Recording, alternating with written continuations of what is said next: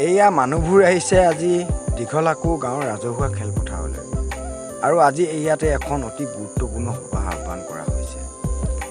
সমাজখনত চলি থকা অবৈধ ড্ৰাগছ সেৱন, ড্ৰাগছ বিকিয়ে গোটেই সমাজখন এক ধ্বংসপথলৈ গতি কৰাই নিছে। দিনক দিনে বৃদ্ধি হোৱাহে যেন পৰিলক্ষিত হৈছে।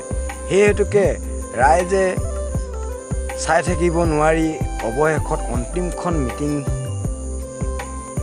অনুষ্ঠিত কৰিবলৈ ল'লে আৰু এই সভাৰ পৰাই যাতে আজি তাৰিখৰ পৰা যাতে অনিৰ্দিষ্ট কাললৈ গাঁওখনৰ পৰা ড্ৰাগছ নিৰ্মূল কৰিব পাৰি তাৰ এক সিদ্ধান্ত গ্ৰহণ কৰি আছে।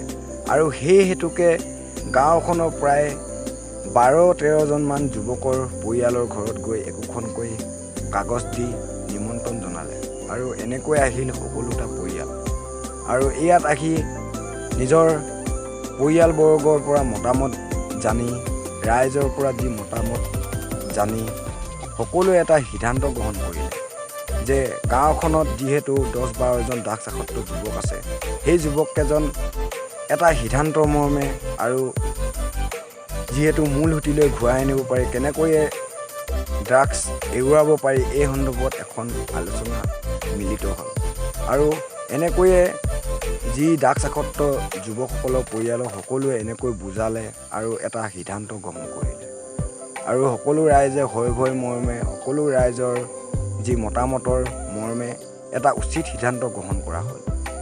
গাঁওখনত যিহেতু 10-12-13জনৰ পৰা যিমানকেইজন ড্ৰাগছ আসক্ত যুৱক আছিল, সেই যুৱককেইজনক প্ৰায় এবছৰৰ পৰা 6 মাহলৈ গোটেইকেইজনকে আজিৰ দিনতেই নিচামুক্তি কেন্দ্ৰলৈ প্ৰেৰণ কৰা হ'ব।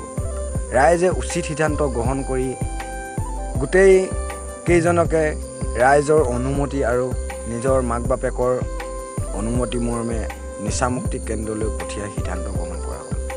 আৰু যিহেতু এই ড্ৰাগছে নৱপ্ৰজন্ম এফালৰ পৰা ধ্বংস কৰি নিছে আৰু সেই হেতুকে আজি হেন 12ৰ পৰা যাতে আমাৰ গাঁৱত অৰ্থাৎ প্ৰথমে নিজৰ গাঁওখনে চাফা কৰিব লাগিব, সেই হেতুকে প্ৰথমে নিজৰ গাঁওখনৰ পৰাই পদক্ষেপ লোৱা হ'ল।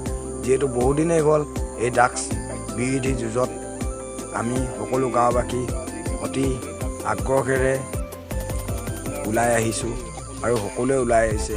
যিহেতু চুৰি, বিভিন্ন বস্তু চুৰি, ঘৰুৱা সামগ্ৰী আদি কৰি থ'ব নোৱাৰা পৰিস্থিতি হৈছে।